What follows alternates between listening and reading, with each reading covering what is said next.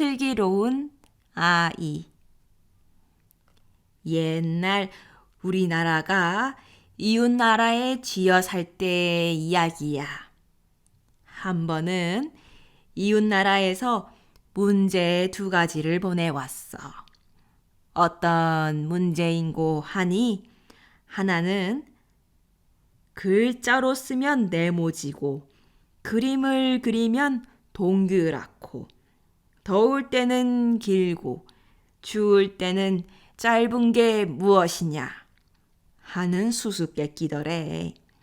그리고 또 하나는 상자 안에 뭘 넣어놓고 그게 뭔지 알아맞히라는 거야. 상자를 흔들어 보면 달각달각 소리가 나고 겉에는 글을 써놨는데 뭐라고 썼는고 하니 살아있는 둥근 돌 안에 반은 옥이요 반은 황금이라 이렇게 써놨어.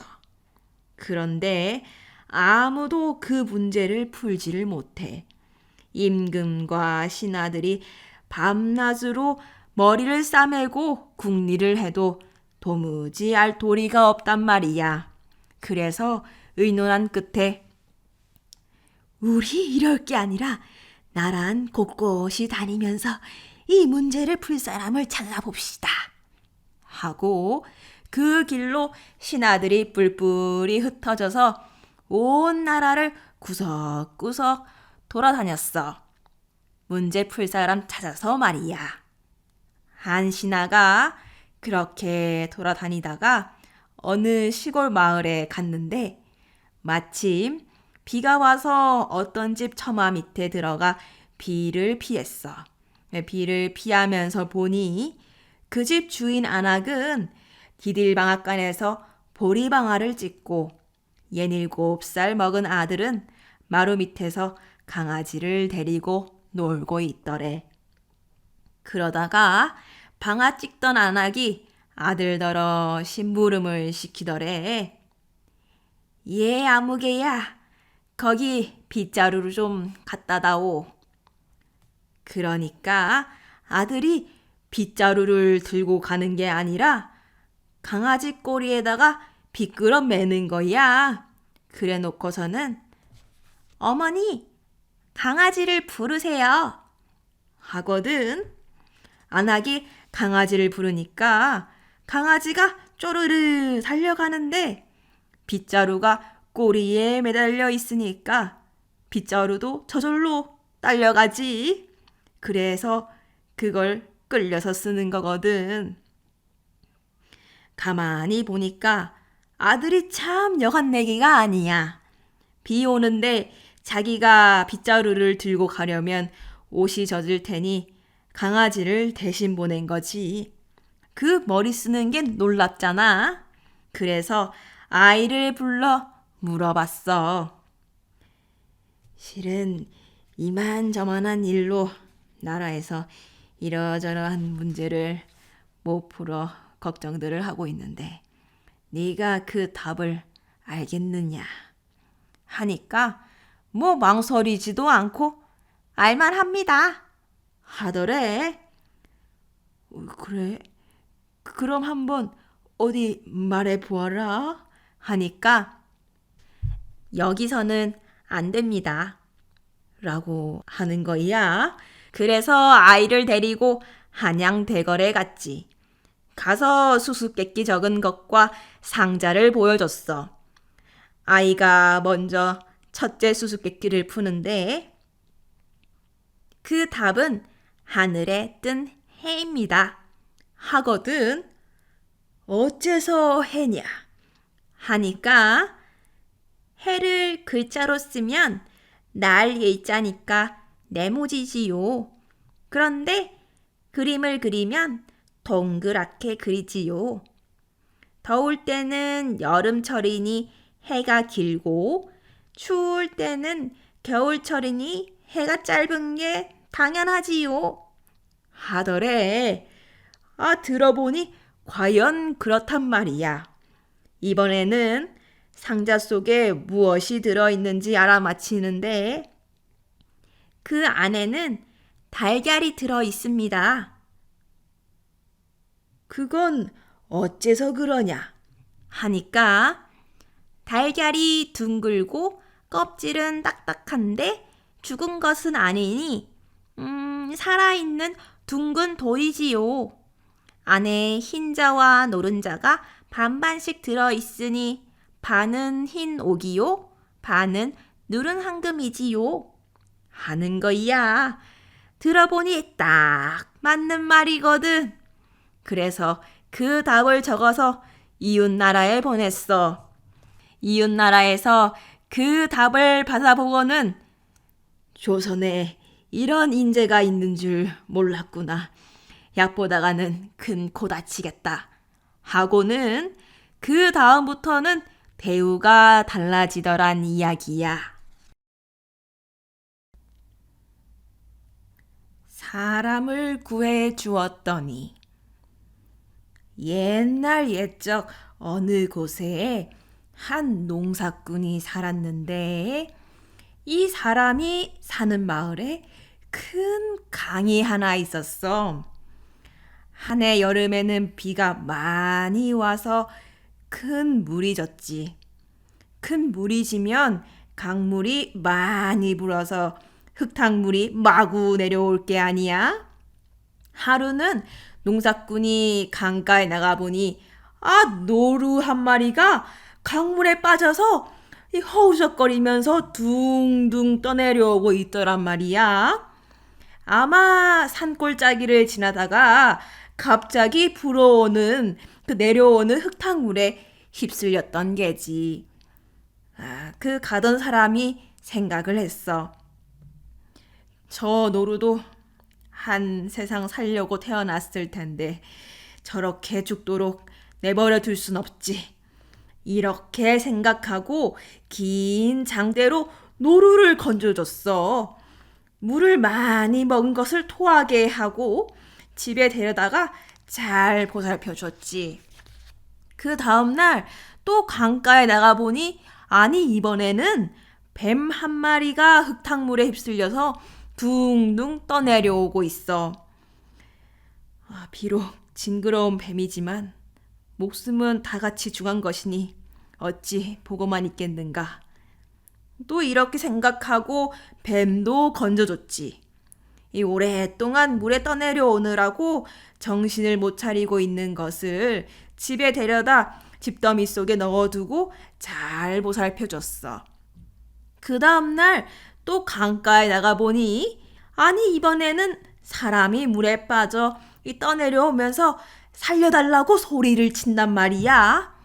말도 못하는 짐승도 건져줬는데 사람이야 더 말할 것도 없지. 얼른 건져다가 집에 데리고 와서는 미음도 쑤어 먹이고 옷도 갈아입히고 극진히 보살펴줬어.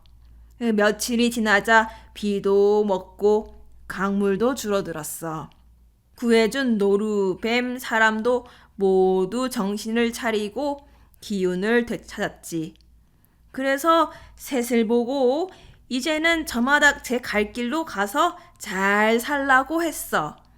그랬더니 노루와 뱀은 어디론가 가버렸는데 이 사람은 돌아갈 집도 없고 함께 살 식구도 없다면서 가지를 않네. 무슨 일이든지 시키는 대로 할 터이니 여기서 살게 해주시오. 이렇게 부탁을 하기에 그러라고 하고 그 사람을 한 식구처럼 여기고 데리고 살았어. 구해준 사람과 함께 농사를 지으면서 살았는데 몇 달이 지나서 하루는 노루가 농사꾼을 찾아왔어. 너는 그때 물에서 건져준 노루가 아니냐? 참 반갑구나. 그래, 무슨 일로 나를 다시 찾아왔느냐? 그랬더니 노루가 농사꾼의 소매를 물고 끌면서 따라오라는 신용을 해. 그러니 따라갔지. 노루는 산으로 자꾸 들어가더니 한 곳에 이르러서 발로 땅을 파는 신용을 하는데 가만히 보니 아니 거기에 산삼이 많이 있어. 이럴 수가. 캐보니 어린아이 몸뚱이만한 산삼이더란 말이야. 노루가 가리키는 곳마다 이 산삼이 나오는데 다 캐니 몇십 뿌리나 되더란 말이지. 이 산삼이라는 게 값이 좀 많이 나가나 그걸 내다 팔아서 이 농사꾼은 금세 부자가 됐어.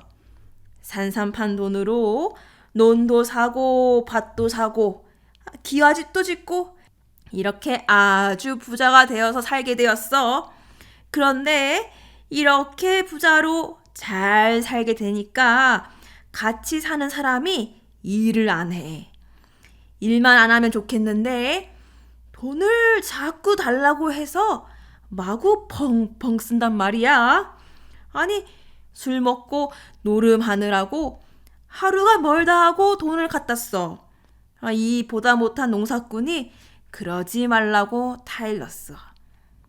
여보게, 이렇게 돈을 마구 쓰다가는 얼마 안 가서 살림이 거덜나겠네. 이제부터는 꼭 쓸 때가 아니면 돈을 안 줄 터이니 그리 알게나. 그리고 그 다음부터는 돈을 달라고 해도 꼭 쓸 일이 아니면 안 줬지. 아니 그랬더니 이 사람이 농사꾼 몰래 돈을 훔쳐다가 또 마구 펑펑 쓰지 뭐야. 하도 어이가 없어서 농사꾼이 이 사람을 쫓아냈어. 내가 물에 빠진 자네를 건져준 것은 이러자고 한 일이 아니었네. 이래서는 도저히 함께 못 살겠으니 이 집을 나가게. 날 원망하지 말고 어디 가든지 부지런히 일을 해서 살게나. 그랬더니 이놈이 그만 앙심을 품고 거짓으로 관가에 고자질을 했어. 저를 구해준 농사꾼이 도둑질을 해서 부자로 산다고 골 원에게 고해 바쳤단 말이야. 농사꾼은 억울하게 도둑 누명을 쓰고 관가에 잡혀가 옥에 갇혔지. 옥에 갇혀서 가만히 생각해보니 참 억장이 무너져. 물에 빠진 짐승과 사람을 건져놨더니 짐승은 보온을 하고 사람은 배반을 하는구나 싶어 한숨만 나오지. 그러고 있는데 하루는 옥문으로 뱀 한 마리가 스르르 기어 들어오더래. 가만히 보니까 전에 제가 구해준 뱀이거든. 옳지. 이 뱀이 내가 곤경에 처한 것을 알고 구해주려고 왔나 보다 하고 반가워하는데 글쎄 뱀이 스르르 기어와서 농사꾼 발목을 꽉 물어버리지 뭐야. 그래 놓고는 다시 스르르 기어 나가버린단 말이야. 뱀에게 물려놨으니 어떻게 되겠어. 발목이 퉁퉁 부어오르다가 나중에는 독이 온 몸에 퍼져서 살이 시꺼멓게 죽어가지. 이럴 수가. 몹쓸 놈의 뱀 같은 이라고. 죽을 목숨을 살려줬더니 되레 나를 죽이는구나. 은혜를 원수로 갚는 것이 사람뿐인 줄 알았더니 짐승까지도 그럴 줄이야. 이렇게 한탄을 하면서 죽기만을 기다리는데 그놈의 뱀이 다시 스르르 기어 들어오지 뭐야. 그런데 이번에는 그냥 온 게 아니라 무슨 풀 잎사귀를 하나 물고 왔어. 그러더니 아까 제가 문 상처에다가 풀 잎사귀를 턱 갖다 붙여. 그러니까 거짓말같이 상처가 아물고 붓기도 싹 가라앉더란 말이지. 그게 뱀독을 풀어내는 약초였던 건가 봐. 그런데 그 다음날 아침에 바깥이 떠들썩하기에 가만히 듣자니 이 고을 사또가 간밤에 뱀한테 물려서 다 죽어간다고 그러거든. 이 바로 농사꾼이 이제야 알았어. 옳거니 그 뱀이 어제 나한테 그런 짓을 한 까닭을 이제야 알겠구나. 농사꾼이 얼른 그 옥사를 담당하는 사람을 불러서 자기를 사또에게 데려다 주면 당장 고쳐보겠노라고 그랬지. 아니 그러니 이 사람이 사또에게 그 말을 고하니 사또가 농사꾼을 부를 게 아니야. 농사꾼은 풀 잎사귀를 상처에 붙여서 사또의 목숨을 살려놨어. 사또는 농사꾼에게 자초지정 이야기를 다 듣고 나서 농사꾼을 옥에서 풀어주고 누명 씌운 사람을 도로 옥에 가두었다는 이야기야. 그러니 짐승은 은혜를 입으면 갚을 줄 아는데 사람은 그러지 못한다는 거지. 뭐 사람이야 뭐 다 그럴라고. 더러 짐승보다 못한 사람도 있다는 말이겠지. 거북이와 차돌이. 자, 오늘은 거북이가 물건 찾는 이야기를 하나 들려줄게. 거북이가 어떻게 물건을 찾느냐고? 아, 그게 딱딱한 껍질 쓴 거북이가 아니고 사람 이름이야. 옛날 어떤 마을에 거북이라는 아이하고 차돌이라는 아이가 살았지. 그 외 옛날에는 아이들 이름을 왜 그렇게 짓지 않았나. 개똥처럼 아무데나 굴러다녀도 병 없이 살라고 개똥이, 바위처럼 튼튼하게 자라라고 바우, 그리고 장난쳐서 속 썩이지 말고 얌전하라고 얌전히, 이렇게 말이야. 거북이와 차돌이도 그런 식이지. 거북이라는 짐승은 사람보다 더 오래 살거든. 한 200년씩 산다니까. 그래서 거북이처럼 오래 살라고 거북이지. 차돌이는 말 하나마나 차돌처럼 단단하게 자라라고 차돌이지 뭐. 이 두 아이가 서로 참 친하게 지낸 모양이야. 콩 하나가 생겨도 반쪽으로 나누어 먹을 만큼 친하게 지냈는데 그만 거북이에게 일이 생겼어. 갑자기 아버지가 병에 걸려 시름시름 앓더니 약도 한번 제대로 못 써보고 죽고 말았지 뭐야. 그런데 설상가상으로 아버지가 죽은 뒤에 어머니까지 밤낮으로 슬퍼하며 울기만 하더니 그만 죽고 말았어. 그러니 거북이는 하루아침에 천혜고아가 돼버린 거지. 형제도 없이 혼자 남았는데 친척들이 우르르 달려들어가지고는 집문 서고 땅문 서고 다 뺏어가 버리니 팔자에 없는 거지 신세가 됐지. 에휴. 이 불쌍한 거북이는 집도 절도 없는 신세가 되어서 밥을 빌어먹으며 사는데 차돌이가 그 꼴을 보니 참 가슴이 아프단 말이야. 제 집은 이렇게 먹고 살만하니 참 좋은데 해서 거북이를 제 집에 데려다가 같이 살면 좋으련만 차돌이 아버지가 그건 허락을 안 해주네. 그러니 그저 때가 되면 제 몫으로 돌아온 밥이나 싸다가 거북이에게 갖다 주고 저 입던 헌옷이나 벗어주고 해서 이렇게 지냈지. 차돌이가 어떻게 하면 거북이를 제 집에 데려다 같이 살고 이렇게 궁리를 하다가 묘한 꾀를 하나 냈어. 그 꾀가 뭔고 하니 제 집 물건을 제가 훔치는 꾀야.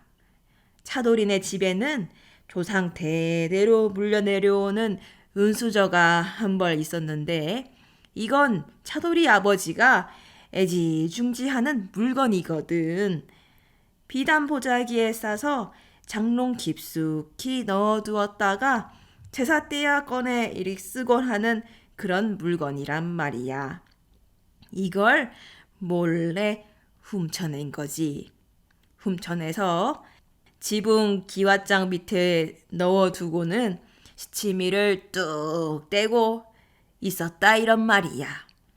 며칠 뒤에 제삿날이 되어서는 차돌이 아버지가 은수저를 찾아보니 어이 없거든. 그래서 집안이 발칵 뒤집혔어. 온 식구가 다 나서서 은수저를 찾는다고 난리가 났지만 아니 그놈의 기와장 밑에 숨겨둔 걸 어떻게 찾아. 차돌이 아버지는 제사상을 차려놓고 조상뵐 면목이 없다고 땅이 꺼져라 한숨만 쉬지.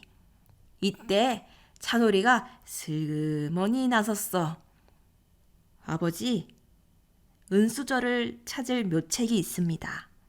그러니 아버지 귀가 번쩍 뜨이지. 무슨 묘책이냐?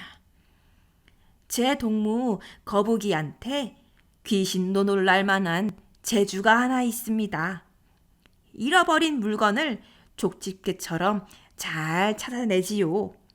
거북이에게 은수저를 찾으라고 한번 해보시는 게 좋겠습니다. 그래? 그 아이한테 그런 재주가 있었더냐? 그러면 어서 불러오너라.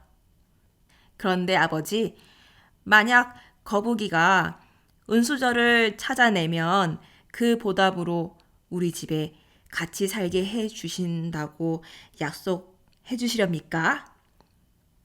당장 발등에 불이 떨어졌는데 무슨 약속을 못해. 그러면 당연하지 라고 했지. 차돌이가 이제는 되었다 하고 얼른 거북이를 찾아갔어. 거북아, 이제 네가 살 길이 터졌어. 우리 집에 가서 아버지가 은수저 어디 있느냐고 묻거든 다른 말 말고 지붕 위 기와장 밑에 있습니다 라고만 해라. 그 말만 하면 너는 우리 집에서 나와 함께 살게 돼. 거북이는 영문도 모르고 차돌이를 따라갔지. 가보니 과연 차돌이 아버지가 은수저 행방을 묻겠지. 차돌이가 시킨 대로 지붕 위 기와장 밑에 있다고 그랬단 말이야. 찾아보니 정말로 거기에 있거든. 예사 재주를 가진 아이가 아니로구만. 약속한 일이니 너는 오늘부터 우리 집에서 살도록 해라. 이렇게 해서 거북이는 거지 신세를 면하고 차돌이 집에서 살게 됐단다. 그래서 잘 살았느냐고? 그랬으면 좋으련만 생각지도 않은 일이 일어났지 뭐야. 거북이가 잃어버린 물건을 잘 찾는다는 소문이 한 입 건너 두 입으로 퍼지다 보니 임금님 귀에까지 들어간 모양이야. 때마침 임금님이 옥새를 잃어버렸단 말이야. 대궐에 도둑이 들어가지고 옥새를 훔쳐갔다니 말이지.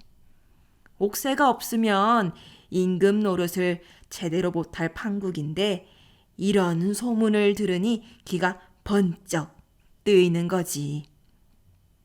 거북이가 사는 고을 수령에게 파발을 띄워서 지체 말고 거북이라는 아이를 대궐로 보내라고 명령을 했어. 그래서 거북이는 느닷없이 대궐로 들어가게 됐어. 대궐에 들어간 거북이는 임금님 앞에 가서 넙죽 엎드렸지.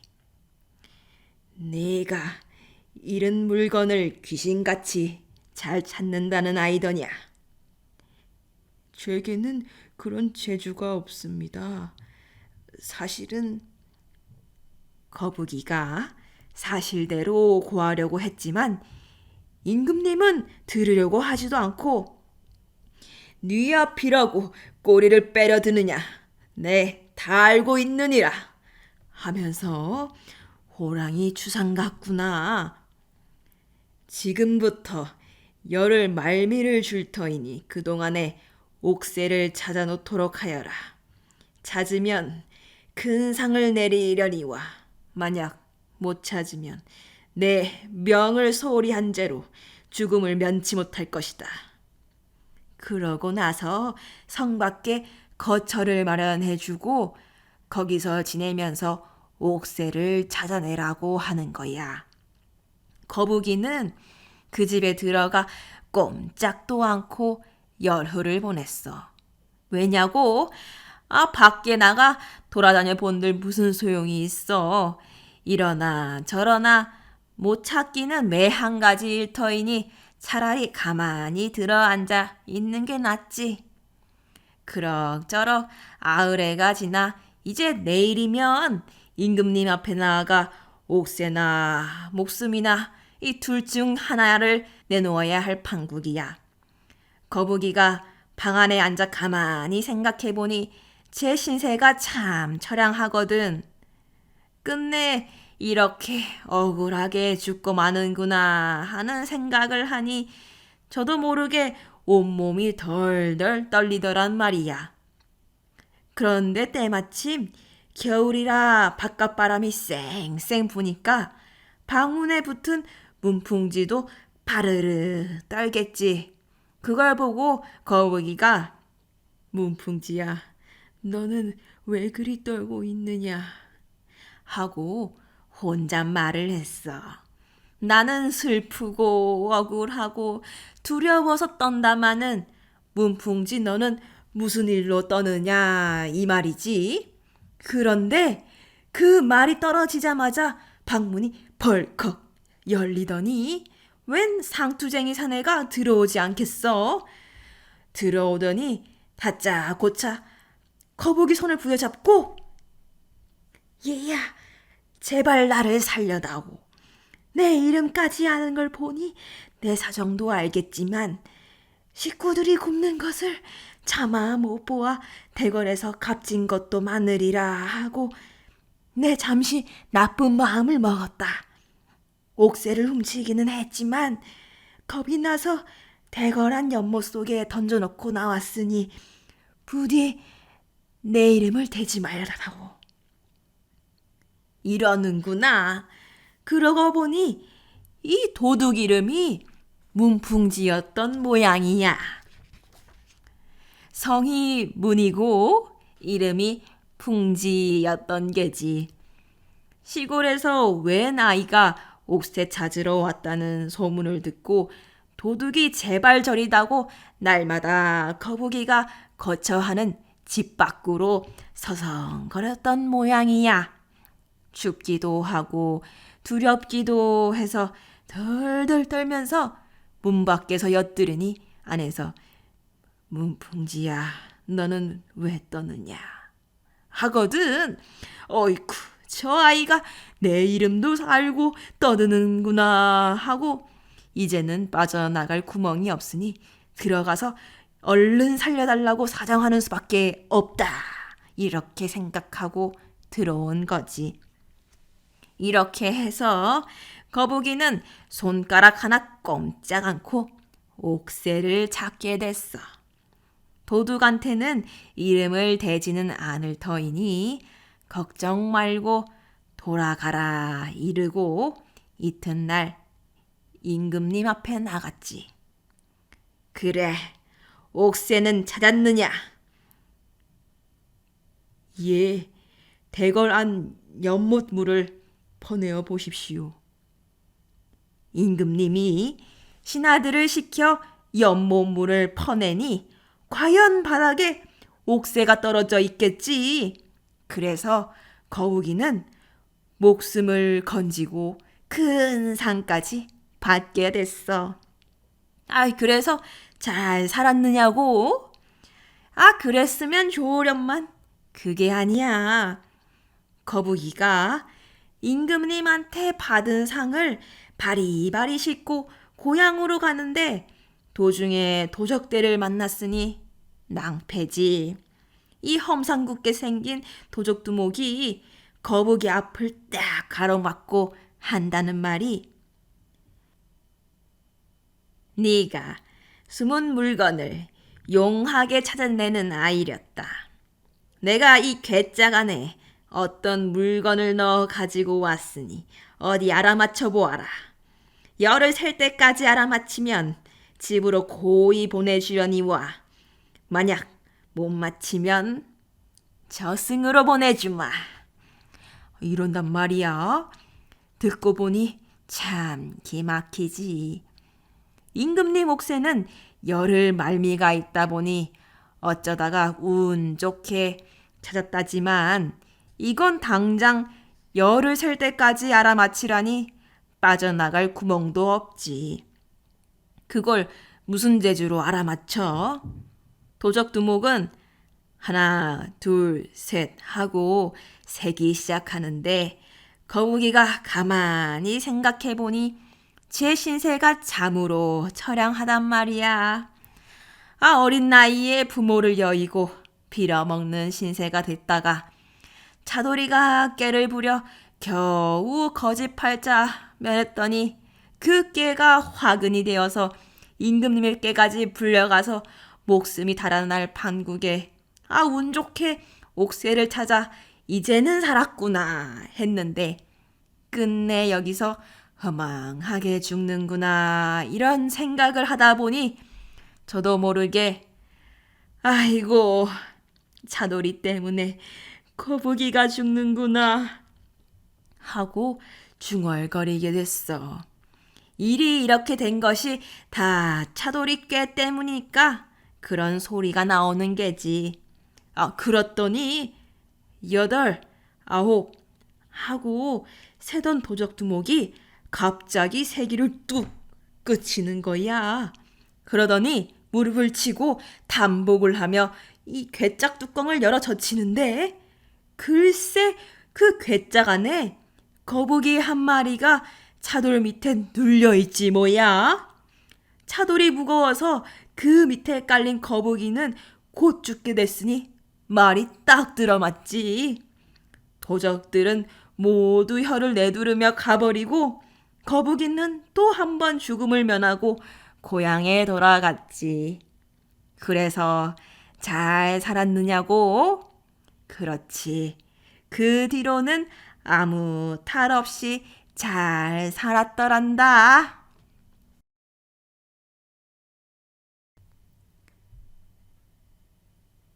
송아지와 바꾼 무. 옛날 옛적 어느 시골에 농사꾼 한 사람이 살았어. 이 사람이 어느 해 무농사를 지었는데 김 메고 거름 주고 알뜰살뜰 가꾸었더니 가을이 되어 참 탐스러운 무가 쑥쑥 뽑혀 나오더래. 그런데 그 중에 한 놈은 어찌나 큰지 어린아이 몸뚱이만 한 것이 뽑혀 나오더라지 뭐야. 이 농사꾼은 그 큰 무를 자기가 먹기 아까워서 고을 원님에게 가져가기로 했어. 그 고을 원님은 어질고 사리에 밝아서 백성들 세금도 감면해주고 송사도 바르게 보아서 칭송이 자자했다더군. 농사꾼은 지프로 섬을 곱게 엮어서 그 안에 무를 넣어가지고 원님을 찾아갔지. 사또, 소인이 여러 해 동안 남새 농사를 했습니다만 이렇게 큰 무는 처음 봅니다. 농사가 잘 된 것도 다 사또께서 어질게 고을을 다스려준 덕택이니 이것을 사또께 바치겠습니다. 사또가 입이 닳도록 칭찬을 하고 나서 호방을 부르더니 이 귀한 선물을 받고 그냥 보낼 수는 없느니라. 요새 들어온 물건 중에 줄만한 것이 있겠느냐? 하고 묻지. 호방이 말하기를 다른 것은 없고 송아지 한 마리가 있다고 하니 원님이 그걸 내어주라고 이르더래. 농사꾼은 무 하나 바치고 송아지 한 마리를 얻었으니 횡재를 한 셈이지. 그런데 한 동네에 사는 욕심쟁이 농사꾼이 그 소문을 들으니 은근히 셈이 난다는 말이야. 그럴 줄 알았으면 자기가 먼저 물을 갖다 바치는 건데 한 번 갖다 바친 물을 또 가지고 갈 수야 없지 않아? 어떻게 하면 자기도 횡재를 할까 궁리하다 보니 좋은 생각이 떠올랐어. 옳거니 무 하나 갖다 바치고 송아리를 한 마리 얻었다고 하니 송아지를 갖다 바치면 더 큰 걸 얻겠지. 모르긴 몰라도 논 두어 맞이기야 못 얻으리라고. 이런 생각으로 자기가 먹이던 송아지를 끌고 원님을 찾아갔지. 사또, 소인이 여러 해 동안 소를 먹여왔습니다만 이렇게 살찐 송아지는 처음 봅니다. 이렇게 송아지를 잘 먹인 것도 다 사또 덕택이라 이렇게 사또께 바치려고 가져왔습니다. 사또가 이번에도 침이 마르도록 칭찬을 하고 나서 호방을 불러 묻겠지. 요새 들어온 물건 중에 뭐 귀한 것이 없느냐? 욕심쟁이는 속으로 이제야 횡재를 하는구나 하고 좋아했어. 원님에게야 귀한 물건이 많을 테니 금덩어리 하나쯤 주지 않을까 하고 잔뜩 목 빼고 기다렸지. 그런데 호방이 하는 말이 귀한 물건이라면 며칠 전에 들어온 큰 무가 있습니다요. 하지 뭐야. 원님이 그럼 그걸 내주라고 이르니 사령이 어린아이 몸뚱이만한 물을 들고 와서 욕심쟁이에게 턱 안겨주네. 욕심쟁이는 횡재하려고 송아지를 갖다 바쳤다가 무 하나를 얻어왔으니 자기네 송아지하고 무농사꾼의 물을 맞바꾼 셈이 아닌가? 그렇지?